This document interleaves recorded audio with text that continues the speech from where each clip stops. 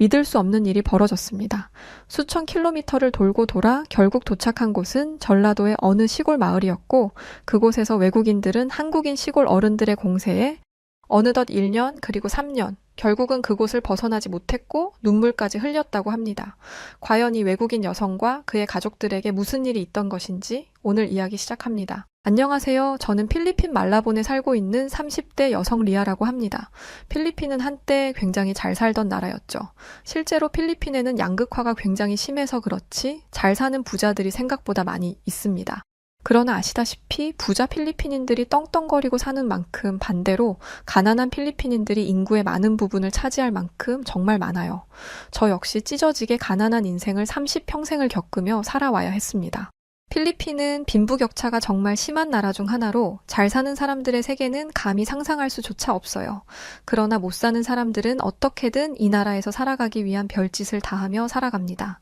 제 잘못이라 부끄럽지만 어려서 배고픔에 굶주리다 못해 필리핀 관광객의 가방을 훔친 적이 있었어요. 그 가방 안에는 여행 중에 쓰려던 돈이 보였는데 저는 그것만 홀라당 빼고 가방을 버린 차에 냅다 뛰어 집으로 향했습니다. 그리고 고스란히 그 돈은 어머니께 돌려드렸어요. 이거 제가 가져왔어요. 동양인 여행객 거 털어왔어요. 제가 이렇게 말을 하고 돈을 드리니 어머니는 그러셨습니다. 잘했다. 꽤 많이 가져왔네? 안 걸리게 조심하고. 상식적으로 부모와 자식의 대화라고 보기는 어려운 대화가 맞아요. 저희 어머니 역시 저에게 이런 짓을 시키시고 마음이 편하셨을 거라 생각하지도 않습니다. 그러나 살아야 했어요. 어떻게든 살아야 했기에 저희 가족은 나쁜 일도 마다하지 않고 서슴없이 그렇게 살았습니다. 교육을 제대로 배운 적도 없어서 저는 머리가 나쁜 사람이었어요. 어려서는 잘 몰랐지만 성인이 된 후 사회에 나가보니 사람들과 대화가 통하지 않는 순간들이 많았습니다. 처음 제가 일을 했던 곳은 필리핀에 있는 한 한식당이었는데 저는 거기서 홀서빙을 하고 자비를 했었어요. 벌이가 넉넉하지는 않았지만 단돈 몇 푼이라도 벌 수 있다는 것에 만족을 하며 그렇게 돈을 벌기 시작했었죠. 그런데 제가 일하던 식당의 한국인 사장님은 정말 돈이 많은 부자였습니다. 이곳저곳 가게도 다양하게 있었고 규모도 상당했죠. 그 사장님은 배운 사람이라 그런지 가난한 필리핀 노동자들에게도 항상 따뜻하게 대해주었었고 약자에게 한없이 베풀고 강자에게는 정말 무서울 정도로 강했던 분입니다. 리아, 요즘 집안 생활은 좀 어떠니? 이번에 너희들이 열심히 해줘서 매출이 좀 늘었어. 그래서 보너스를 좀 주려고 하니까 받아가. 순수하게 저를 챙겨주시려 하는 말이었지만 저는 당시 고마움보다는 당연하지. 내가 얼마나 열심히 일했는데 이 정도는 챙겨줘야지 라며 감사함도 몰랐고 빨리 돈이나 받으면 된다는 식의 생각을 가졌었습니다. 제 스스로도 꼬였다는 것을 잘 알고 있었습니다. 그런데 이렇게 못나게 살던 저를 사랑해주던 한 남자가 있었어요. 보잘것도 없는 제게 무한한 사랑을 주는 그와 저는 가족이 되었습니다. 이제는 한 집안의 사람으로 책임져야 할 것들이 더 많아져 마음이 무거웠지만 남편과 함께 할 수 있다는 것에 또 남편이 있다는 것에 저는 안심을 했어요. 남편과 단둘이 살다 뱃속에 아이가 태어난 뒤로는 상황이 달라졌습니다. 그 전에 남편이 번 돈으로 어떻게든 살았지만 이제는 돈이 더 필요한 상황이었죠. 왜냐하면 아이가 아팠기 때문이었어요. 벌고 또 벌어도 아이의 치료비를 낼 수 없어. 그저 지켜보기만 해야 했고 어떻게든 벌어서 아픈 아이를 치료하고 싶었습니다. 이런 가정 상황이 싫었던 건지 남편은 자신이 돈을 벌어온다며 집을 나갔지만 그 이후로는 소식조차 들을 수가 없었어요. 그래서 집 나간 남편에게만 기댈 수는 없었어요. 이제는 저도 한 아이의 엄마로 살아가고 있었던 저였기에 법을 어기는 행위도 하고 싶지 않았습니다. 그러나 슬프게도 현실의 벽은 너무도 높고 차가웠습니다. 아프고 배고픈 아이에게 먹일 수 있는 게 없었어요. 돈이 없어서 눈물로 밤을 지새는 날들이 너무도 많아지고 있었어요. 그러던 어느 날 필리핀에서 하바리를 하던 친구가 늘 매일을 돈으로 고민하고 고통받던 제게 이런 말을 한 적이 있습니다. 리아, 그러지 말고 캄보디아로 넘어가 보는 건 어때? 아이는 엄마한테 잠깐 맡기면 되잖아. 아는 지인이 캄보디아로 넘어가서 돈을 쓸어 담고 있더라고. 차라리 여기서 이렇게 힘들지 말고 눈 딱 감고 1년 정도 다녀오면 상황이 좋아지지 않겠어? 캄보디아? 거기서 무슨 일을 하는 건데 돈을 그렇게 벌 수 있대? 우리 아이 치료비를 만들 수 있는 거야? 그렇지 않을까? 중국인들이 캄보디아에서 무슨 공장을 운영하는 것 같은데 소문으로는 돈을 제법 벌 수 있다더라고. 친구와 꽤 오랜 시간 많은 대화를 나눴습니다. 저는 궁금했거든요. 정말 아무것도 배운 게 없는 저 같은 사람도 그곳 캄보디아로 넘어가서 큰 돈을 벌 수 있는 건지 말이죠. 만약 그렇다면 당장이라도 그곳으로 넘어가고 싶었습니다. 친구와 한참 대화를 나눠보니 딱 제가 원하던 곳이었어요. 큰 돈을 벌 수 있다는 것 하나만 보고 저는 그날 밤 엄마에게 말을 했습니다. 친구한테 추천받은 곳인데 거기 가서 1년만 일하고 올게. 필리핀이 아니라 캄보디아라 마음에 걸리지만 그동안 엄마가 고생 좀 해줘. 내가 1년 정도 일을 하고 와야 우리 아이 치료도 받고 조금은 여유롭게 살 수 있을 것 같아. 우리 딱 1년만 떨어져서 서로 고생하다 다시 만나자. 너무 좋은 기회라고 하고 여자도 갈 수 있다고 하니까 내가 1년만 열심히 해서 큰돈 벌어올게. 리아 꼭 그렇게까지 해야겠어? 아이가 아픈데 엄마가 있어야지 어쩌려고 꼭 캄보디아까지 가야 하겠어. 다른 일을 해보면 안 돼? 엄마는 눈물까지 보이며 저를 보내기 싫어했습니다. 그러나 저는 그런 엄마를 뒤로 하고 가야 했어요. 고민할 것도 없이 일주일 뒤 저는 바로 그곳 캄보디아로 넘어갔습니다. 태어나 외국에 온 것이 처음이라 정말 신기했어요. 제가 공항에서 나오니 저처럼 일을 하러 온 듯한 필리핀인들이 몇몇 보였습니다. 주위를 두리번거리는데 바로 그때 제 이름을 누군가 불렀고 함께 차에 탔어요. 공항에서 본 필리핀인들도 역시 저처럼 일을 하러 온 것이 맞았고 저희는 대화를 나눴습니다. 일하러 오신 거죠? 혹시 아는 게 있으신가요? 저도 잘 몰라요. 지인 추천받고 온 건데 돈 많이 벌 수 있다는 거 그거 하나 듣고 왔어요. 상황은 모두 같았어요. 제대로 이곳에 대해 아는 사람은 없었고 그저 돈을 많이 벌 수 있다는 것 하나로 온 거였죠. 서로 대화를 하던 바로 그때 중국인들이 고용한 통역사들이 큰 소리로 고함을 쳤습니다. 놀러 왔어 당신들. 당신들끼리 대화하지 마. 말하지 말라고 우리가 명령할 때, 우리가 물어볼 때 빼고는 아무 말도 하지 마. 돈 벌기 싫으면 우리 말 거역해도 좋아. 그럼 어떤 결말이 있는지는 그때 가서 보자고. 직원으로 보이는 한 중국인 남성의 목소리였어요. 꽤 살벌한 말로 경고를 하는 것이 아무래도 성질이 나쁜 직원으로 보였습니다. 그렇게 한참을 캄보디아 땅을 달리다 한 마을 단지 같은 곳에 도착을 했어요. 그곳은 두껍고 큰 철문이 있었고 4개동으로 지어진 집을 철창이 너무 감싸고 있었습니다. 그곳으로 들어가 내린 후 숙소 배정을 받았어요. 여긴 생활동이랑 작업동 이렇게 구분되어 있습니다. 일을 할 때는 작업동, 그리고 보초 설 때 그 외 시간에는 생활동 본인 방 안에서만 지내시면 됩니다. 철저한 보안과 감시 아래 모든 작업과 생활은 진행되기에 수작은 안 부리는 게 좋을 겁니다.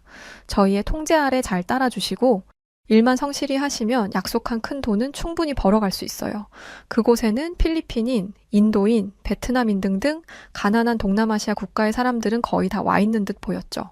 그리고 아마 여기 있는 사람들 모두는 돈을 벌러 온 간절한 사람들이었을 겁니다. 저희들은 직원들의 안내에 따라 각각의 생활동 방으로 들어갔어요. 방은 작은 침대 하나, 책상 하나가 있는 게 전부였고 화장실조차 없었습니다. 공항에서 바로 오느라. 화장실이 급했던 저는 곧장 화장실을 찾으려 방문을 여는데 글쎄 열리지 않았죠. 놀란 마음에 직원을 불렀고 직원은 제게 말했습니다. 이 문은 밖에서 저희가 열어줄 수 있어요. 화장실 가는 시간은 1시간 단위로 정해져 있으니 정각까지 참으쇼. 아니 무슨 화장실을 참으라고 합니까? 그리고 감금 아닌가요? 당장 문 여세요. 저뿐 아니라 여러 노동자들이 고함을 동시다발적으로 쳤지만 직원들은 아랑곳하지 않았어요. 오히려 저희에게 또 다시 경고를 했습니다. 지금이라도 돈 벌기 싫은 사람은 나가세요. 그리고 돈 벌 거면 저희의 통제에 따라 주셔야 한다고 분명 말했습니다. 이 시간 이후로 또 다시 제 입에서 설명하는 일이 있다면 각오하셔야 할 겁니다. 뭔가 잘못된 듯한 느낌을 받았어요. 아무리 생각해도 문제가 벌어지고 있는 듯한데 도대체 이걸 어떻게 잡아야 할지 모르겠었죠. 이곳은 중국인들이 운영하는 코인 채굴 공장이었고 수시로 24시간 돌아가는 채굴장 컴퓨터들의 먼지를 털어내고 항상 그 자리에서 상시대기 해야 했어요. 큰 트럭에는 수많은 채굴 장비들이 오고 가고 있었고 공장 주변을 파트타임으로 돌아가며 보초를 서야 했죠. 밤이고 낮이고 상관없었습니다. 아마도 단속을 피하기 위함이었겠죠. 여기까지 왔는데 그냥 돌아갈 수는 없지. 답답해도 좀 버텨보자. 딱 1년만 눈 감고 버티면 된다고 스스로를 위로하고 저는 버티기로 했습니다. 그렇게 한 달을 꾹 참고 일을 했는데 막상 급여 날이 다가오니 급여가 지급되지 않았어요. 급여는 1년치를 한 번에 준다고 했죠. 1년을 모두 일해야 돈을 받을 수 있다는 말이었고 월급 개념이 아니었던 거예요. 저는 월급을 받으면 엄마에게 보낼 생각만 하고 있었는데 정말 좌절스러웠습니다. 반발이 만만치 않았지만 중국인들은 또 강압적으로 노동자들을 제압했고 그야말로 밤새 1년간 돌아가며 보초를 서야 하는 노예처럼 하루하루를 살았어요. 그러던 어느 날이었습니다. 늦은 새벽 보초를 서고 있었는데 2명의 사람이 공장 주변을 어슬렁거리는 게 보였죠. 유심히 살펴보고 있었는데 그 사람들이 무턱대고 저에게 다가오기 시작했습니다. 순간 무슨 일이 있겠다 싶어서 무전을 하려고 했는데 순식간에 그들은 제 무전기를 낚아채더니 저에게 말을 했죠. 이곳에 지금 노동자들이 얼마나 있죠? 그들은 한국에서 왔던 선교자들이었어요. 제가 오기 전 이곳에서 저와 같은 일을 하다가 도망쳐 한국인 선교자들이 있는 곳에 찾아와 도움을 요청했던 적이 있었고 그 노동자는 1년을 꼬박 일했지만 돈을 한 푼도 받지 못했었다고 합니다. 이곳에 계시면 안 돼요. 곧 캄보디아 정부가 이곳을 들이닥칠 거예요. 이곳에서 당신들이 바라고 있는 돈을 받을 수는 없어요. 그 소리에 깜짝 놀랐어요. 사실 월급이 1년치로 나온다는 것부터 우리를 거의 반노예식으로 대하는 중국인들의 강압적인 행동들에 뭔가 잘못되고 있음을 직감하고 있었지만 한국인 선교자들의 이야기를 들으니 점점 무서워지기 시작했고 이곳을 벗어나야겠다는 생각이 들었습니다. 원래 같으면 지금 이 한국인들을 저는 중국인들에게 무전을 보내 알려야 했습니다.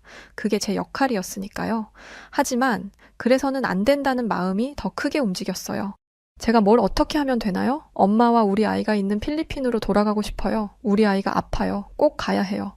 이곳에 몇 명의 노동자가 있고 몇 명의 중국인 감시자들이 있는지 알려주세요. 그리고 절대 중국인들에게 알리시면 안 돼요. 저는 제가 알고 있는 것들을 모두 알려주었고 다음날 잠에서 이제 막 깨어나기 직전의 동틀 무렵 수대의 승합차들이 공장에 들이닥쳤습니다. 캄보디아 경찰 당국과 한국인 선교자 일부의 사람들이 해당 중국인들의 불법 채굴장을 덮쳤고 노동자들은 그곳을 벗어날 수 있게 되었었습니다. 나오자마자 한국인 선교자였던 김수호 씨가 저를 데리고 필리핀 대사관에 가서 도움을 청했어요. 여권도 아무것도 없어요. 그 중국인들이 가져갔거든요. 저를 제발 필리핀으로 보내주세요. 가족들이 저를 애타게 기다리고 있어요. 살려주세요.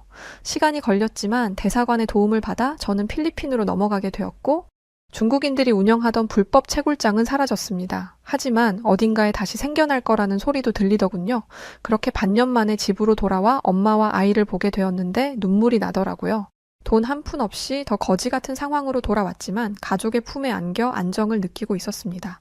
엄마는 옆집의 도움으로 간신히 목구멍에 풀칠만 하고 있을 정도였는데 제가 전에 다녔던 한식당 사장님이 제가 살던 곳을 지나다 제 생각이 나서 들렀었다고 해요. 상황을 듣고는 많은 도움을 주셨었고 아이까지 치료해 주셨다고 하더라고요. 얼마나 감사한지 몰랐습니다. 당장 한국인 사장님께 고마움을 전하려 찾아갔지만 식당은 없었고 한국인 사장님은 이곳을 떠나 한국으로 돌아가셨다고 하더군요. 터덜터덜 집으로 돌아오자 엄마가 말했습니다. 더는 어디 가지 말고 다 같이 여기서 어떻게든 살자. 나랑 시장 나가서 같이 야채라도 팔아보자.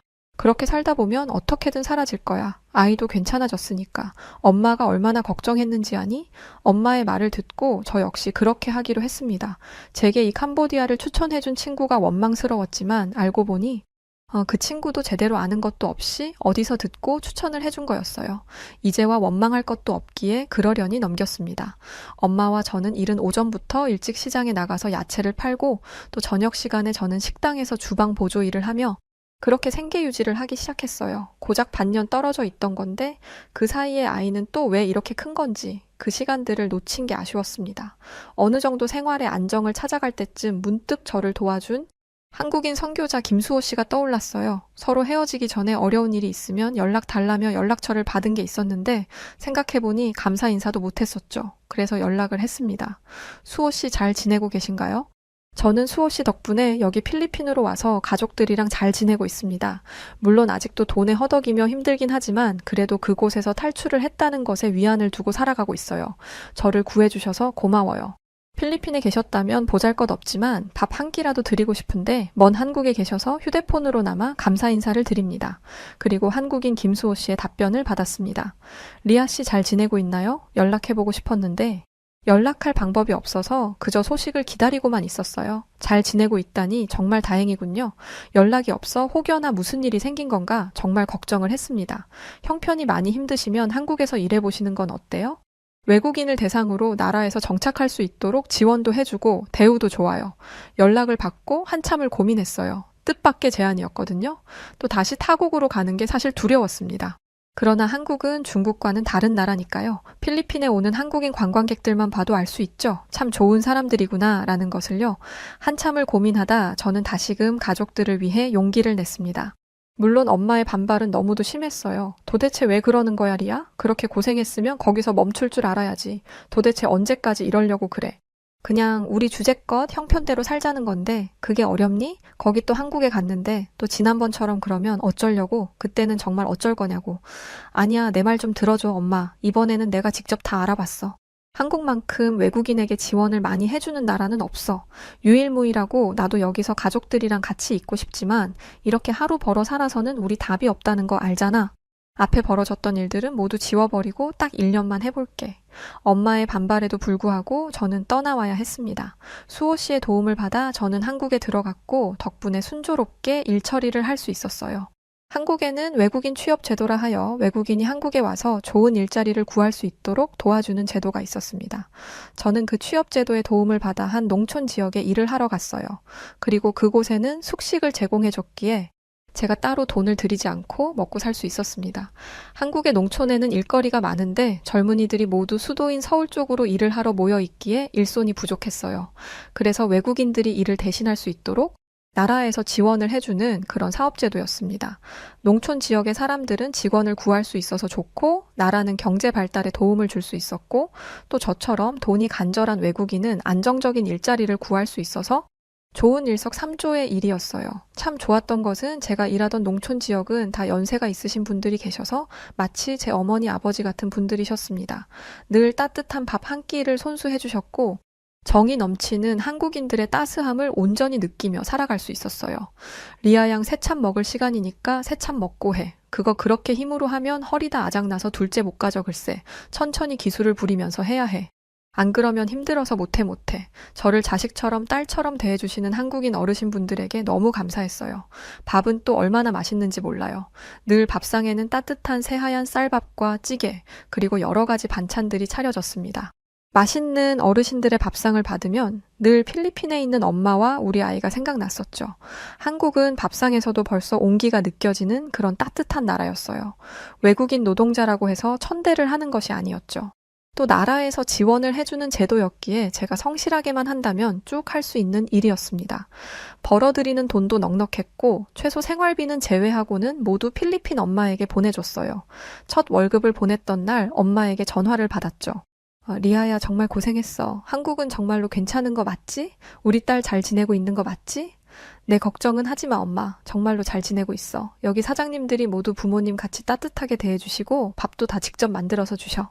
그게 얼마나 맛있는지 일을 매일 하는데 살이 5kg이나 쪘어. 이러다 돼지처럼 굴러다닐 판이야. 매달 말일에 이렇게 돈 보낼 거야. 이 돈이면 이제 우리 가족 잘 살 수 있잖아. 그렇지? 대단히 큰 돈은 아니었지만 저희 세 가족이 먹고 사는 것에는 문제가 없었습니다. 사람들도 좋고 무엇보다 제가 번 돈으로 가족들이 필리핀에서 편하게 살고 있다는 것에 마음을 놓았어요. 그래서 더 열심히 일을 하며 살았습니다. 휴무날에는 다른 일터에 가서 일당으로 일을 하기도 했고 저는 쉬는 날 없이 내내 일만 했어요. 그래도 좋은 사람들과 함께 일을 하니 재밌고 좋았습니다. 중간중간 서울 살던 수호 씨가 저를 보겠다고 이곳 전라도까지 내려오기도 했어요. 정말 먼 곳인데 와주는 수호 씨가 고마웠습니다. 한국에 있는 유일한 지인이라 수호 씨를 보면 그렇게 반가웠어요. 수호 씨 덕에 제가 이렇게 살고 있는 거라 이 감사함을 늘 표현했습니다. 그렇게 1년을 채우니 저는 욕심이 생겼습니다. 더 정확하게 말하면 필리핀으로 돌아갈 자신이 없어졌어요. 분명 필리핀으로 돌아가면 일을 시작해야 하는데 필리핀에서는 여자가 할 수 있는 일이 정말 구하기 어려웠으니까요. 물론 할 수 있는 일이야 있겠지만 돈을 벌 수 있는 일들이 별로 없었기에 망설여졌어요. 한참을 고민하다 저는 조금만 더 한국에 남기로 했습니다. 엄마에게 말하기가 미안하긴 했어요. 하나밖에 없는 아이에게도 미안했죠. 엄마는 1년을 채우고 제가 필리핀으로 오길 너무도 기다렸을 테니 말이죠. 엄마 1년 채우고 가는 날이 다가오는데 아무래도 나는 여기서 더 일을 하는 게 맞을 것 같아. 나도 엄마와 아이 곁으로 가고 싶지만 필리핀으로 가서 다시 할 일도 없고 돈 때문에 다시금 힘들어질까봐 나는 그게 무섭거든. 서로 보고 싶고 힘들지만 안정적으로 돈 벌면서 지금처럼 사는 게 맞지 않을까? 솔직히 얼마나 더 해야 할지는 모르겠지만 내 생각에 2년에서 3년은 채워야 할 것 같아. 여기서 일하는 다른 사람들 보니까 가족들이 다 와서 그냥 같이 살거나 아니면 3년 정도는 채우고 돈 바짝 벌어서 고향으로 돌아가더라고. 엄마는 제 말을 듣고 한참 동안 아무런 말도 하지 않았어요. 이게 다 가족을 위한 일이지만 엄마가 너무 싫어한다면 필리핀으로 돌아가는 것 말고는 방법이 없기에 어떤 대답을 할지 떨렸습니다. 그리고 엄마는 떨리는 음성으로 말을 했어요. 우리가 돈만 있었다면 가족들이 떨어져 사는 일은 없었을 텐데 정말 슬프구나. 너가 당장이라도 와주길 바라는데 한편으로는 내 말처럼 필리핀에서 어떻게 먹고 살지 생각하면 막막하거든. 그래서 뭐라고 말을 해야 할지 모르겠구나. 마음은 당장 오라고 그만 떨어져 지내자고 하고 싶은데 돈은 또 어떻게 벌어야 할지 막막하네. 엄마와 한참 대화를 나눈 끝에 저희들은 결말을 냈어요. 저는 3년을 채우고 필리핀으로 돌아가기로 했고 엄마는 필리핀에서 저를 대신해 열심히 살고 있기로 했습니다. 다만 어린아이와 내내 떨어져 지내는 게 마음에 걸려서 중간에 한국으로 부르기로 했어요. 저는 하루도 안 쉬는 일정이었지만 저를 딸처럼 대해주던 어르신들의 도움으로 가족들을 한국으로 부를 수 있었습니다. 너무도 떨렸고 그 사이에 훌쩍 커버린 아이를 보고 눈물이 났습니다. 제 아이와 엄마가 필리핀에서 왔다는 소식에 한국 어르신들과 함께 지내던 한국인 식구분들은 전부 저희 가족을 반겨줬어요. 이게 바로 한국의 밥상이라며 평소 먹던 것보다 훨씬 거하게 한 상을 차려주기도 하셨습니다. 다들 자식을 둔 부모라서 그런지 어린 제 자식과도 너무 잘 지내주셨어요. 엄마를 데리고 한국의 곳곳을 돌아다녔고 아름다운 한국을 보여줬습니다. 엄마는 이곳 한국에서 지내며 제게 그랬어요. 와서 직접 눈으로 보고 경험을 해보니 한국이 얼마나 멋진 곳인지 알겠구나. 사람들이 너에게 너무 잘 해주는 것 같아서 마음이 놓여. 그리고 우리 딸이 살찔만 했네. 밥이 왜 이렇게 맛있니? 매일 이렇게 해주시는 거야? 아, 맞아. 엄마 정말 좋은 분들이지. 밥 먹고 간식도 주시고 새참도 주시고 굶을 틈이 없어. 일이 힘들 때는 또 엄청 힘든데 살찔 틈 없이 엄청 먹여주셔. 그래서 더 남아있겠다고 결정할 수 있었지. 엄마와 좋은 시간을 보내고 아이와도 행복한 시간을 보낸 후 그렇게 필리핀으로 제 가족은 돌아갔습니다. 아이는 떨어지지 않겠다고 울며 보챘어요. 그래도 1년 만에 가족들을 보니 너무 힘이 나고 행복했습니다. 얼른 돈을 벌어서 가족들 품으로 가야겠다는 생각뿐이었죠. 그렇게 일을 하다 보니 3년은 금방 흘렀어요. 3년을 채우고 이제는 필리핀으로 가야 하겠지라고 생각을 하니 내심 섭섭하기도 했습니다. 그런데 문득 그런 생각이 들었어요. 필리핀인들 중 일부는 해외로 이민을 가는 것이 경제적으로 더 나은 선택이라고 믿고 있거든요. 아무래도 해외에서 더 높은 수입을 기대할 수 있고 더 안정적인 경제 환경을 찾을 수 있으니 말이죠. 그뿐 아니라 아이 교육적인 부분만 봐도 그래요. 한국과 필리핀을 비교했을 때 한국에서 아이가 배우는 것이, 교육을 하는 것이 월등히 더 좋은 기회라 할 수 있습니다. 실제로 아이 교육 때문에 한국으로 이민을 결정하는 필리핀인들이 많거든요. 필리핀 여자들은 한국인 남자들을 만나는 것이 일생의 소원이라고 할 정도로 한국인 분들을 많이 좋아합니다. 한국에서 살면 지금처럼 안정적으로 살 수 있고 무엇보다 커갈 아이에게 더 좋은 환경을 만들어줄 수 있다는 확신이 들었어요. 그래서 저는 고민 끝에 엄마와 아이를 모두 한국으로 데려올 결정을 했습니다. 엄마는 당연히 고민이 되셨는지 선뜻 답하시지 못했어요. 우리는 필리핀인인데 아무리 한국이 좋아도 타국에서 외국인 신분으로 사는 게 어디 쉬울까? 일 때문에 한국에 몇 년 있는 거랑 우리가 다 같이 이민 가는 거랑은 차원이 다른 문제 같아. 단순히 한국이 좋아서 결정한 게 아니야. 나도 많이 알아봤어, 엄마. 점점 환경오염도 심하고 바이러스의 문제가 동시다발적으로 일어나는 그 필리핀 땅에서 우리가 과연 행복할 것 같아? 인구는 많지, 일자리는 없지. 자국민도 취급을 못 받는 그 나라보다는 외국인을 인정해주는 한국에서 사는 게 맞다고 생각해. 더군다나 아이한테도 앞으로 다양한 교육의 길을 열어줄 수 있고 더 좋은 환경에서 살 수 있도록 해주는 거잖아. 단지 한국에서 살기 싫다고 타국이라고 생각하지 말고 엄마도 진지하게 고민을 해봤으면 좋겠어. 엄마의 고민은 무려 3달 동안 이어졌고 결국 이민을 결정했습니다. 제 가족들이 모두 와서 살 수 있는 집도 마련했어요. 그동안은 사장님네 집에서 얹혀 살았지만 가족들과 함께 살아가야 하니 집이 필요했죠. 이것도 사장님께서 동네 부동산 아시는 분에게 가서 넓고 좋은 집을 싸게 구할 수 있었습니다. 동네가 좁아서 다 아는 사이라 최대한 사정을 봐주셨죠. 그렇게 엄마는 한국으로 넘어와 처음에는 낯선 곳에서 적응하기 어려워했습니다. 엄마가 힘들까봐 집에서 살림만 하라고 했는데 사장님이 그러셨죠. 여자든 남자든 나이가 젊든 많든 집에만 있으면 답답해서 없던 병도 생기기 마련이야. 그러지 말고 애 학교 가면 집 앞에 텃밭이라도 있으니 여기서 몸도 움직이고 사람들이랑 대화도 하고 그러다 보면 너희 엄마도 향수병 없어질 거야. 사장님의 말을 듣고 엄마는 낮에 텃밭도 가꾸고 닭도 키우며 지냈습니다. 그런데 놀랍게도 엄마는 필리핀에서의 모습과 다르게 점점 다시 밝아지기 시작했고 한국말을 주변 어르신들께 배우더니 이젠 한국인 친구분들까지도 사귀기 시작했죠. 활력이 생겼다는 말이 딱 맞겠죠. 한국의 먼 지방도시 시골이었지만 열심히 일하며 살았던 덕분에 돈도 쌓이기 시작했어요. 그리고 주변 어르신들의 소개로 한국인 남자를 만나 혼인까지 하게 되었죠. 남편은 부모님을 도와 농촌 일을 하던 사람이었는데 시골에서 키운 야채들을 온라인에서 판매하기 시작했고 그 사업이 잘 되면서 수도권의 작은 사무실까지 나에게 되었습니다. 덕분에 저희 부부는 길었던 농촌 생활을 정리하고 수원으로 이사를 왔어요. 하지만 놀랍게도 저희 엄마는 수원으로 가는 것이 싫다고 하셨고 시골의 주변 어르신들과 함께 지낼 거라고 하시더라고요. 정도 많이 들었고 친구분들도 많이 사귀셨으니 이곳을 떠나 복잡한 수도권으로 간다는 것이 싫었던 모양입니다. 그래서 저희 부부와 아이는 정들었던 전라도를 떠났습니다. 그동안 저희 가족을 도와주었던 어르신분들과 헤어지는 게 아쉬워 정말 많이 울었지만 아이의 교육 문제와 남편의 사업 때문에 어쩔 수 없는 선택이었어요. 그렇게 저는 제 인생에 태어나 난생 처음 한국의 아파트라는 곳에서 살게 되었어요. 한국의 아파트는 정말 신세계더군요. 이렇게 많은 사람들이 사는데 아파트 주변이 이렇게 깨끗한 것이 너무나 신기했어요. 우리 필리핀에서는 상상도 하지 못할 일이었죠. 크지 않은 작은 아파트였지만 너무나 행복했습니다. 그때 캄보디아에서 한국인 선교자 수호 씨를 만나지 않았다면 어쩌면 저는 여태 캄보디아에 갇혀서 노예처럼 살고 있었을지도 모르겠어요. 또 저희 가족이 이렇게 행복하게 살지는 못했을 겁니다. 아팠던 아이와 늘 돈에 쫓기며 항상 울면서 보냈는데 저에게 이 얼마나 큰 복인가요? 캄보디아에서의 일은 정말 생각하기도 싫었던 끔찍했던 일이지만 사실 그 계기가 있었기에 우리 가족이 한국에 정착할 수 있었다고 생각하면 하나도 그 시간들이 어쩌면 감사하다는 생각도 가끔은 듭니다.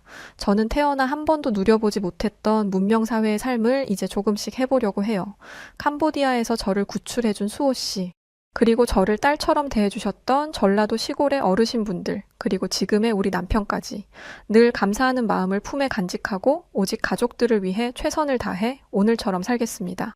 필리핀에서 감히 선진국인 한국이라는 부자 나라에 살 수 있도록 외국인들에게 많은 기회를 주었던 한국에게도 너무 감사드립니다. 열심히 살겠습니다. 미국 군대에서 군복무를 하고 있던 한 미국인 남성이 한국인 여자를 보고 무시하는 듯한 발언을 하다 아들 앞에서 망신만 당해버렸다고 하는데요. 과연 무슨 일이 있었기에 한국인 여성에게 호되게 당했던 걸까요? 안녕하세요. 저는 미국에서 군복무 중인 32살 존 맥캇이라고 합니다. 저는 군인 집안에서 자라며 자연스럽게 군인을 꿈꿨습니다. 군인이 아닌 제 모습을 상상하는 건 불가능할 정도였죠. 저는 남성스러움, 남자다움을 아주 중요한 덕목으로 여기는 사람이기 때문에 군인으로서 총을 들고 용맹하게 나라를 지키는 모습을 늘 꿈꿔왔습니다. 게다가 제가 태어난 이 미국이라는 나라는 전 세계에서 가장 강한 나라이며 다른 나라들은 우리의 도움이 필요하다는 자부심까지 있었죠. 이런 저에게는 군인 말고도 오랜 꿈이 있었습니다. 바로 제 아들도 군인으로 키우는 것이었는데요. 그래서 아들이 어렸을 때부터 군인, 군대와 관련된 많은 곳들에 함께 가고는 했습니다. 군사박물관도 그중 하나였죠. 그런데 아들 때문에 간 한국관에서 저는 그 초라한 모습에 경악을 금치 못했습니다. 저는 천조국이라 불리는 미국의 군인인 만큼 덜 떨어진 군사력을 가진 나라를 무시하는 경향이 있었는데 그날 후로 한국이 그중 한 나라가 되었어요.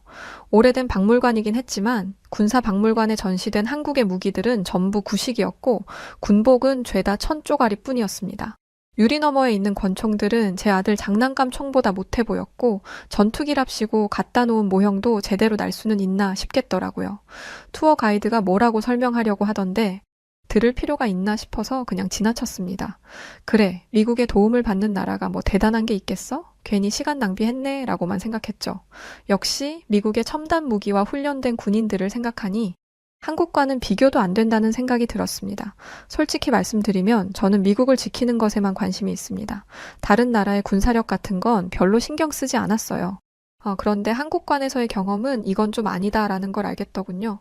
시간이 흐르고 한국은 금세 제 기억 속에서 잊혀져 갔어요. 그런데 어느 날 저의 부대 동료였던 마이클이 주한미군으로 한국에 가겠다는 말을 했었어요. 잊었던 한국이라는 단어가 귀에 들어온 순간이었습니다. 한국은 제 기억 속에서 그리 좋지 않았기에 당연히 저는 절대 안 된다며 말렸어요. 저는 깜짝 놀라 물었어요. 야, 마이클, 너 미쳤어? 왜 하필 한국이야? 마이클은 머쓱해하며 대답했어요.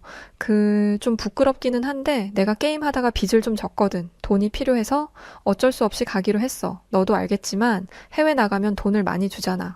저는 한숨을 쉬며 말했습니다. 야, 내가 본 한국과는 정말 초라했어. 허접한 무기에 훈련도 구식이고 사람들도 볼품 없더라. 거기 가면 볼 것도 없고 배울 것도 없을걸? 그리고 거기 가서 뭘 하고 다닐 건데? 마이클은 고개를 푹 숙이며 말했어요. 에휴, 그래도 뭐 어쩌겠어. 미군 기지는 잘 되어 있다니까 가는 거지 뭐. 가서 연락할게. 그 모습을 보니 마이클이 정말 불쌍해 보이더라고요. 저는 그를 위로하며 말했습니다. 그래, 어차피 1년이면 온다며? 그동안 열심히 돈이나 모아 빨리 빚 갚고 돌아와. 마이클은 죽을 상을 하고 한국으로 떠났어요. 저는 그가 한국에서 얼마나 힘들게 지낼지 상상하며 안타까워했죠. 술이나 마시면서 시간 때우고 있겠지 싶었어요. 그런데 마이클이 한국에 도착하고 일주일 후 상상도 못할 일이 벌어졌습니다. 마이클에게 뜬금없이 영상통화가 왔길래 저는 그가 술에 절어서 전화라도 걸었을 줄 알았어요. 그런데 화면 속 마이클의 얼굴에는 기름때가 껴서 번들번들거리고 있었습니다. 얼마나 때깔이 좋은지 아주 잘 먹고 잘 사는 것 같더라고요. 마이클은 환하게 웃는 얼굴로 이렇게 말했습니다. 존, 여긴 정말 천국이야. 한국처럼 이렇게 멋지고 할 것이 많은 나라는 또 없을 거야. 밤이 이렇게 즐거운 나라가 또 있을까? 게다가 음식은 얼마나 맛있는지 알아? 존, 나는 잘 지내고 있으니까 걱정 마. 그리고 너도 기회 되면 꼭 와. 저는 어리둥절했어요. 제가 꿈을 꾸나 했습니다. 그리고 마이클에게 실망했습니다. 군인 입장에서 별 볼 일 없는 나라에 푹 빠진 마이클이 이해가 되지 않았거든요. 도대체 뭐가 그렇게 좋다는 거야? 라는 생각이 들었죠. 순간 한국에 푹 빠져서 떠드는 마이클에게 반감이 들어서 이렇게 말했습니다. 너 말대로 한국이 그렇게 대단한 나라라면 한국이 왜 우리의 도움을 받고 있는 건데 저는 마이클이 움찔할 줄 알았는데 전혀 안 그러더라고요. 아, 그건 말이야. 저는 왜인지 제가 원하는 대답이 나올 것 같지 않아. 됐어. 끊어. 라고 말하며 전화를 끊어버렸습니다. 아무래도 저는 한국이 미국에 도움이 필요한 약한 국가이길 바랐던 것 같습니다. 왜냐하면 미국이 약한 나라를 도와주는 세계 유일무이한 강대국이 되려면 그만큼 약한 나라가 존재해야 하잖아요. 그런 와중에 TV를 보다가 우연히 제임스 맥콘빌 미국 육군 참모총장의 인터뷰를 보게 되었습니다. 그는 미국, 일본, 독일, 영국, 이탈리아, 태국 등에 주둔 중인 미군의 인적 자원 구성과 자유수호 의지에 대한 질문을 받고 있었죠. 맥콘빌 총장은 한국에 대한 이야기를 하고 있었습니다. 마이클과의 일이 있었다 보니 한국이라는 단어가 거슬리더라고요. 그런데 이어진 이야기를 들으니 화가 스멀스멀 올라오기 시작했습니다. 맥콘빌 총장은 인터뷰에서 이런 말을 하더군요. 현재 전 세계는 한국에 대해 크게 오해하고 있습니다. 한국의 진정한 위협은 미사일이나 아직 실현되지 않은 핵무장이 아닙니다. 실제로 우려할 만한 것은 따로 있습니다. 저는 그의 말을 듣고 귀를 의심했습니다. 대체 무슨 헛소리를 하는 거야? 한국이 위협이라고? 우리의 보호를 받는 약소국이 무슨 위협이 된다는 거지? 저 사람 육군 참모총장 맞아? 이것에 끝나지 않고 참모총장은 말을 이어가더군요. 제가 본 한국군은 미국의 예상을 훨씬 뛰어넘었습니다. 전투 준비 태세와 기술적 숙련도는 실로 경이롭습니다. 솔직히 말하자면 우리는 한국과 동맹국가라는 것을 다행이라고 생각해야 합니다. 한국과 적대국이 되는 순간 미국은 엄청난 손해를 감수해야 할 테니까요. 순간 피가 거꾸로 솟는 것 같더라고요. 이 인간 한국 가서 돈이라도 받아먹은 거 아냐? 우리가 한국군을 두려워해야 한다고? 한국군은 미국이 만들어준 것과 다름없어. 우리 미국이 없었으면 한국은 벌써 북한에 먹혔을 텐데 대체 무슨 소리래? 이어서 참모총장은 한국군의 현재 수준은 여러분들의 예상보다 뛰어날 것입니다. 우리는 이제 미국이 전 세계의 국방력을 좌지우지한다는 거만함에서 벗어나야 할 때입니다. 저는 육군 참모총장이 한국에게서 돈을 받았거나 아니면 국가를 배신하고 한국의 스파이가 됐다고 생각했습니다. 이건 명백한 미국 모욕이었어요. 미국이 전 세계의 국방력을 좌지우지한다는 건 전 세계가 동의하는 부분입니다. 우리가 없으면 세계 평화는 유지되지 못할 거 아닐까요? 저는 총장의 말에 황당할 뿐이었어요. 미국의 육군 참모총장으로서 저는 미군이 한국군과의 지속적인 교류와 상호 방문을 통해 많은 것을 배우게 할 것입니다.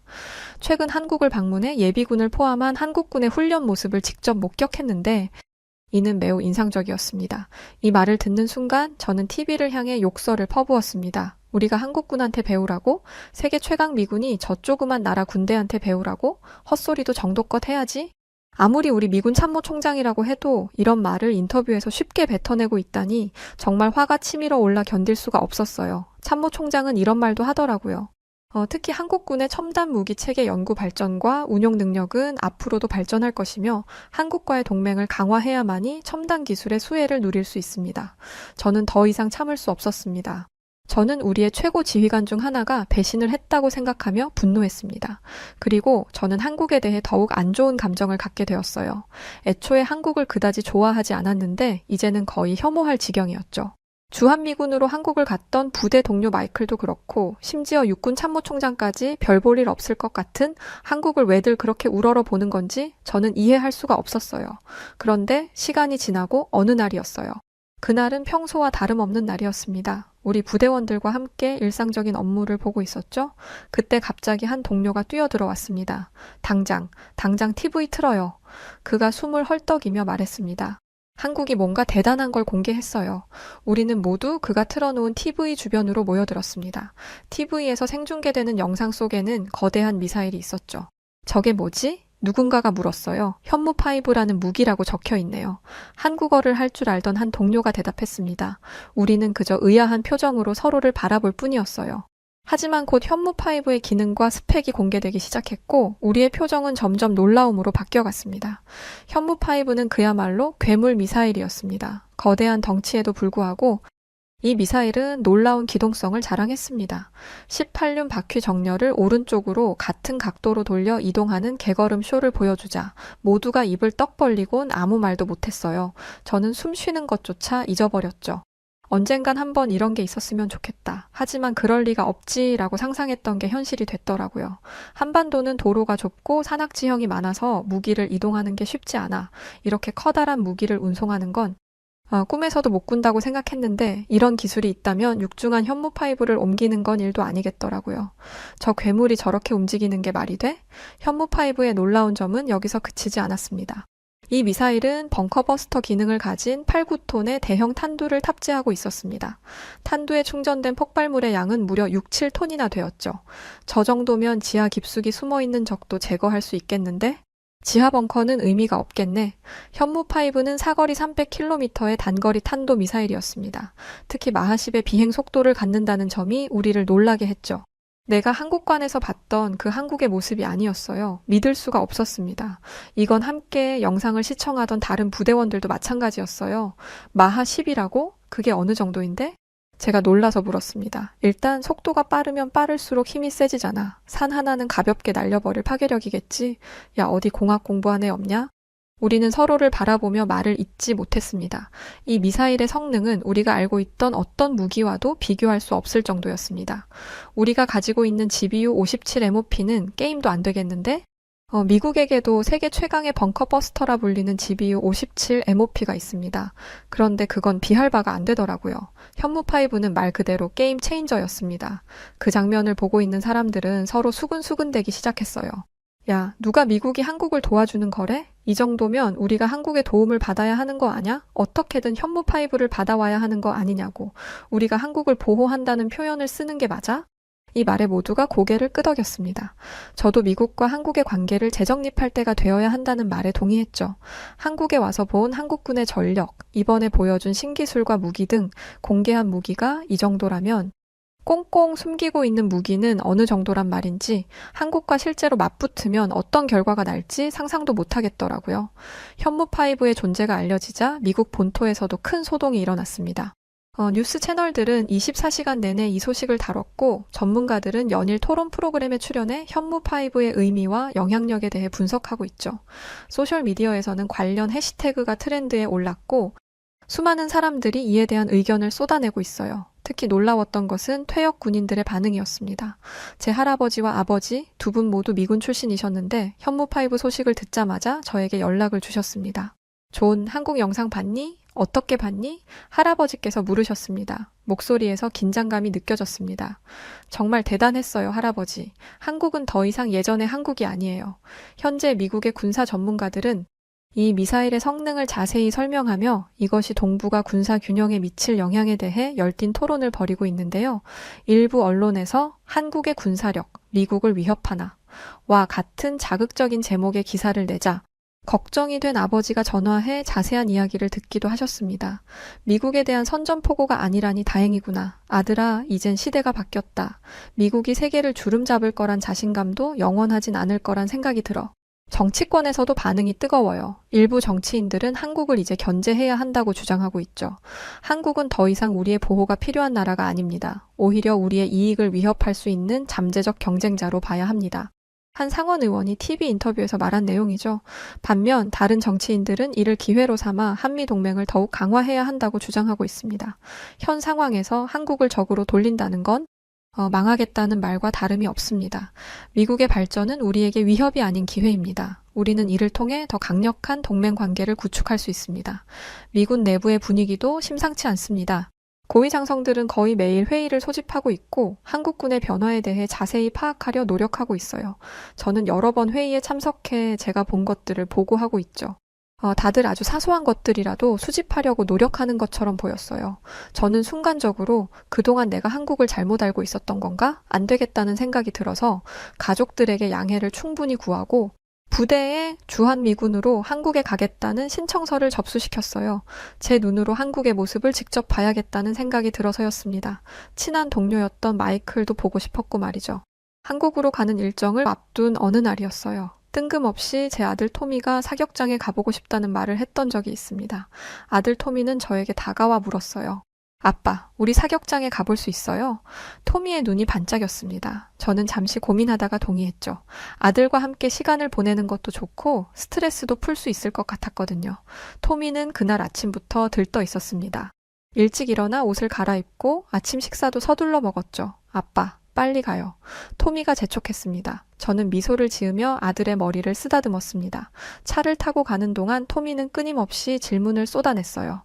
아빠, 총은 어떻게 쏘는 거예요? 소리가 크게 나나요? 아빠는 군인이니까 총 잘 쏘죠? 저는 최대한 자세히 설명해 주려 노력했습니다. 부끄럽지만 저는 군인이지만 그리 뛰어난 사수는 아니에요. 그래서 스나이퍼가 되고 싶었지만 그러지 못했죠. 하지만 군인으로서의 실력은 있었기에 아들에게 보여줄 정도의 실력은 충분했습니다. 사격장에 도착하자 토미의 눈이 더욱 커졌습니다. 와, 진짜 멋있다. 눈이 커다래져서 이곳저곳 둘러보는 토미를 보니 뿌듯하더라고요. 토미, 신나는 건 알겠지만 여기는 사격장이야. 조심해야 해. 아빠 옆에 꼭 붙어 있으렴 알겠지? 토미는 눈을 반짝이며 고개를 끄덕였습니다. 마치 자신이 해적모험단의 선장이 된 것처럼 흥미진진한 표정을 하고 말이죠. 안전교육을 받은 뒤 저희는 사격을 하기 위해 섰습니다. 그리고 토미에게 기본적인 자세와 방법을 가르쳐주기 시작했죠. 자, 이렇게 총을 잡고 천천히 숨을 내쉬면서 방아쇠를 당기는 거야. 그런데 그때였습니다. 탕 하는 소리와 함께 옆 사격대에서 총성이 울렸어요. 청각을 보호하는 헤드셋을 끼고 있었지만 경험이 없는 토미를 놀라게 하기엔 충분했죠. 옆을 보니 한 동양인 여성이 사격을 하고 있었습니다. 순간 짜증이 나더라고요. 사격장에서 사격하는 게 잘못된 일은 아니지만 아들이 깜짝 놀라는 모습을 보고 나니까 괜히 마음이 좋지 않았었어요. 여자가 여기 와서 뭘 한다는 거야. 집에 가서 살림이나 할 것이지. 총은 뭐 하러 들고 있어? 저는 여자가 남편을 따라 사격장에 구경이나 하러 왔을 거라고 생각했어요. 그런데 토미가 아빠, 저 사람 몇 점 맞췄어요? 라고 묻더라고요. 저는 당연히 별 볼 일 없는 점수일 거라고 생각했습니다. 그런데 흘끗 본 여자의 점수는 충격 그 자체였습니다. 명중이었어요. 제가 입을 벌린 채 보고 있자 동양인 여성은 저희를 힐끗 보더니 다시 한번 총을 들어 올렸습니다. 그녀는 빠르고 정확하게 연속 사격을 했고 관역의 중앙을 정확히 맞추었어요. 토미가 감탄하며 말했습니다. 아빠, 저 아줌마 정말 잘하네요. 아빠만큼 잘할 것 같아요. 그렇죠? 제 마음에 불편함이 가득했어요. 왜냐하면 저는 저 정도의 실력을 가지지 못했거든요. 그래서 애써 여자의 실력을 무시하며 깎아내리려 했습니다. 그래, 운이 좋았나 보구나. 저는 대충 얼버무리며 말했습니다. 그리고는 제 차례가 되어 사격을 시작했습니다. 하지만 긴장했는지 손이 떨려 제대로 맞추지 못했죠. 그때 옆에서 그 여성이 또 한 번 사격을 했고 결과는 역시 완벽했습니다. 저는 점점 더 초조해졌습니다. 대체 저 여자는 누구지? 어떻게 저렇게 잘 쏘는 거야? 슬슬 제 안에 있던 승부욕이 들끓기 시작했고 저는 혼자만의 싸움을 하기 시작했습니다. 여자는 모르는 저 혼자만의 싸움을요. 저는 여러 번 시도했지만 결과는 비슷했습니다. 어느새 아들 토미는 뒷전이었죠. 그러던 중 토미가 걱정스러운 눈으로 저를 바라보며 아빠, 괜찮아요. 다음에 더 잘하면 돼요. 라고 하더라고요. 이 말에 자존심이 팍 상해버린 저는 씩씩거리면서 그 여성에게 다가가서 말을 걸었습니다. 저기요, 사격을 꽤나 하는 것 같은데 어디서 배웠습니까? 남편? 아버지? 지금 생각해봐도 굉장히 무례한 말투와 행동이었죠. 저는 제 말에 여자가 발끈했으면 했습니다. 그러면 저렇게 대단해 보이는 사람을 저처럼 유치하게 끌어내릴 수 있을 것 같았죠. 하지만 그녀는 제가 뭘 어떻게 하든 전혀 상관없다는 듯 미소를 지으며 대답했습니다. 아, 저는 한국에서 군복무를 했어요. 그 말을 듣는 순간 머릿속이 하얘졌습니다. 한국? 내가 가려고 하는 한국의 여성이었단 말인가? 순간적으로 잘 되었다 싶었습니다. 어차피 한국에 가야 하는데 한번 한국에서 군복무를 했다는 이 여성이 얼마나 군인으로서의 능력을 갖추고 있는지 확인해보고 싶었죠. 그렇군요. 저는 놀란 마음을 들키지 않으려고 일부러 퉁명스럽게 대답했습니다. 그런데 실전에선 쏴본 적 있습니까? 관역 맞추는 것과 실제 전투는 다르다는 건 알죠? 그녀는 여전히 미소를 지은 채 대답했습니다.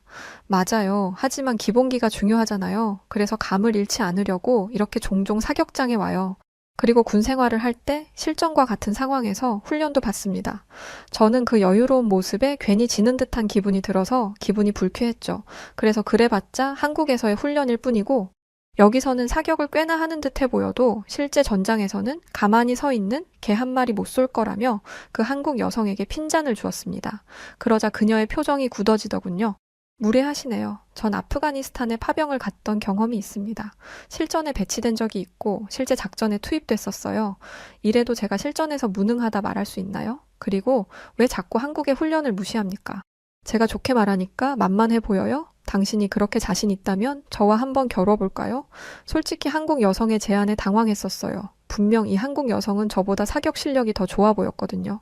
하지만 옆에서 이 모습을 지켜보고 있던 아들이 있었기에 자존심상 거절할 수가 없었어요.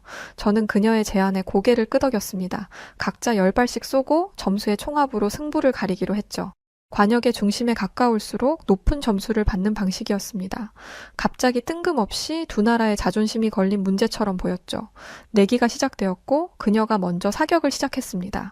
그녀의 자세는 흔들림 없이 안정적이었고 숨소리조차 들리지 않았죠. 첫 발을 쏘는 순간 저는 그녀가 얼마나 숙련되었는지 느낄 수 있었습니다. 땅을 딛고 있는 발과 어깨선, 호흡 모든 게 완벽했거든요. 결과는 놀라웠습니다. 10발 모두 9점 이상을 기록했고 그중 7발은 10점 만점이었습니다. 총점 97점. 거의 완벽한 점수였죠. 이제 제 차례였습니다. 저는 최선을 다했지만 긴장한 탓인지 손이 미세하게 떨렸습니다. 결과는 참담했습니다. 10발 중 8점 이상을 맞춘 것은 단 4발뿐이었고 나머지는 관역의 가장자리를 맴돌았습니다. 총점 71점, 그녀와는 26점이나 차이가 났습니다. 완벽한 패배였죠. 저는 그 자리에 얼어붙은 채 서 있었습니다. 여자에게, 그것도 한국인 여자에게 이렇게 크게 졌다는 사실을 받아들이기 힘들었습니다. 제 자존심은 산산조각이 났고 도저히 아들을 볼 자신이 없었어요. 메카시 씨, 내기에서 지면 한국을 무시했던 걸 사과하기로 하셨죠? 이제 약속을 지키세요. 아들이 저를 보고 있었고 저는 약속을 지켜야 한다는 걸 알고 있었습니다. 하지만 차마 그러지 못하겠더라고요. 결국 저는 이렇게 외치고 말았죠. 내가 왜 그래야 하죠? 난 틀린 말을 한 적이 없어요. 한국? 그래요 뭐. 나아졌을 수 있겠죠. 그런데 미국이 없으면 한국의 노력도 다 쓸모없는 거 아니에요? 미국이 없었으면 한국은 이미 공산화됐을 게 뻔하잖아요. 사격장이 갑자기 고요해졌고 그녀는 성큼성큼 저에게 다가오더니 이렇게 말하기 시작했습니다. 메카시 씨, 제 소개가 늦었네요. 저는 김지연입니다. 그리고 대한민국 육군 특수전사령부 예비역입니다. 저는 그 말에 충격을 받았습니다. 특수전사령부라니 어떻게 여자가 특수부대에 갈 수 있단 말이죠? 상남자 중에 상남자인 저도 특수부대는 힘들어서 꿈도 못 꿨는걸요. 김지연 씨는 계속해서 말했습니다. 저는 8년간 현역으로 복무했고 한미연합훈련에도 여러 번 참가했습니다. 저희는 미군과 함께 훈련하며 많이 배웠고 또 우리의 능력을 인정받았죠. 저는 말문이 막혔습니다. 제가 얼마 전 TV에서 봤던 한국 군인들의 그 날카로운 눈빛을 이 여성은 하고 있었고 현무5에 압도되었던 그때의 그 위압감이 느껴졌어요. 몸이 움찔해지는 듯한 기분이 순간적으로 들었죠. 김지연 씨는 이런 말을 하더군요. 우리 한국군은 약하지 않습니다. 우리는 끊임없이 훈련하고 발전하고 있어요. 미군의 도움이 컸던 것은 사실이지만 이제는 우리도 충분히 강합니다. 그리고 우리는 동맹관계이며 서로를 존중해야 합니다. 그녀의 말에 저는 아무 대답도 할 수 없었습니다. 수치스러움과 혼란스러움이 마음속에 가득 찼고 스스로가 부끄러워 견딜 수가 없었죠. 그때 옆에 서 있던 아들 토미가 제 손을 잡고는 아빠, 우리 이제 그만 가요? 하고 저를 끌었습니다. 저는 부끄러운 마음으로 아들의 손을 잡고 그 자리에서 돌아섰습니다. 그런데 김지연 씨가 저에게 이런 말을 하더라고요. 저는 매주 이 시간에 옵니다. 다시 만날 수 있으면 좋겠네요. 차라리 무례하다며 욕이라도 하지 저와 달리 너무나 성숙한 모습에 더욱 부끄러움이 느껴지더라고요. 저는 아무 말 없이 고개를 끄덕이고 토미의 손을 잡고 사격장을 나왔습니다. 며칠이 지나니 부끄러움보다는 괜히 미안하다는 생각이 들더라고요. 이제 며칠 있으면 한국으로 갈 텐데 괜히 왜 그랬을까 하는 생각에 후회가 되었어요. 저는 안 되겠다 싶어서 용기 내어 사격장으로 향했습니다. 안녕하세요. 김지연 씨는 아무 일도 없었던 것처럼 웃으며 제 인사를 받아주었습니다. 지난번 일은 정말 죄송합니다. 제가 무례했어요. 그녀는 미소를 지으며 대답했습니다. 괜찮아요, 메카시 씨. 이젠 그렇게 생각하지 않으신다면 그걸로 됐습니다. 이렇게 사과해 주셔서 감사해요. 대화를 나누면서 저는 그녀에 대해 더 많은 것을 알게 되었습니다. 김지연 씨는 군 복무 중 부상을 당했다고 했습니다. 특수작전 중 다리를 다쳐 더 이상 현역으로 복무할 수 없게 된 것이었죠. 부상을 당했지만 저는 언제든 전쟁이 일어나면 즉시 투입될 준비가 되어 있어요. 하지만 전역을 할 정도로 심한 부상이지 않습니까? 저는 군인입니다. 내 한 몸 돌보겠다고 전쟁 중인 국가를 버려둘 생각 따위는 없어요. 그녀의 말에 저는 깊은 인상을 받았습니다. 부상을 입고도 여전히 그런 의지를 가지고 있다니 놀라웠죠. 그 순간 저는 제 편견이 얼마나 깊었는지 새삼 깨달았습니다. 한국에 대해, 한국군에 대해 제가 알고 있던 것들이 모두 잘못되었다는 사실이 충격으로 다가왔죠. 집에 돌아온 뒤에 저는 한국에 대해 알아야겠다는 생각을 하게 되었어요. 그들의 역사, 문화, 그리고 군사력에 대해 진지하게 공부하기 시작했죠. 그리고 점점 더 한국이라는 나라의 강인함과 끈기에 감탄하게 되었습니다. 한국은 제가 상상했던 것과는 전혀 다른 모습이었거든요. 서울은 현대적인 고층 건물들로 가득했고 거리는 첨단 기술로 넘쳐났습니다. 제가 미국에서 봤던 것과는 달랐어요. 오래된 미국의 군사박물관은 관리되지 않았던 겁니다. 실제 한국의 군사시설과 무기들, 첨단 통신 장비와 체계적인 훈련 시스템들, 진짜 장난 아니었습니다. 왜 세계 최강국이라 불리는 저희 미국에서조차 한국을 수시로 언급하며 동맹해야 하는 절대 국가로 평가하고 그들을 향해 엄지를 올렸는지 저는 느끼고 깨달을 수 있었어요. 미국 군인으로 이런 한국 군대의 용맹함과 군사력도 인지하지 못한 모습으로 살아왔던 제가 한없이 부끄럽다는 생각이 많이 들었습니다. 하지만 지금은 제가 인정하는 세계 최고의 군사력을 가진 나라로 생각하고 있어요. 아니, 제가 아니라 미국 전체가 그렇게 인지하고 있을 테죠? 주한미군으로 한국에 가게 되면 최선을 다해 한국에서 멋진 삶을 만끽하고자 합니다. 그리고 김지연 씨, 사격장에서 함부로 까불어대서 정말 미안합니다. 그리고 한국을 오해해서 한국인 모든 분들에게 죄송합니다. 네, 오늘 사연은 여기까지인데요. 한국분과 감히 사격 대결을 하시다니 정말 무모한 행동을 하셨네요. 한국은 0점 조준해서 겨루는 것에 굉장히 능한데 말이죠. 여하튼 한국이 세계적으로 인정받고 있으니 기분 좋네요. 자, 그럼 오늘 사연 재밌게 들으셨나요? 영상 끝까지 시청해주셔서 진심으로 감사드려요. 그럼 저는 지금까지 여우튜브 송은지였고요. 더 좋은 내용으로 다시 찾아뵙겠습니다. 늘 고맙고 감사합니다. 그리고 항상 사랑합니다. 당신만의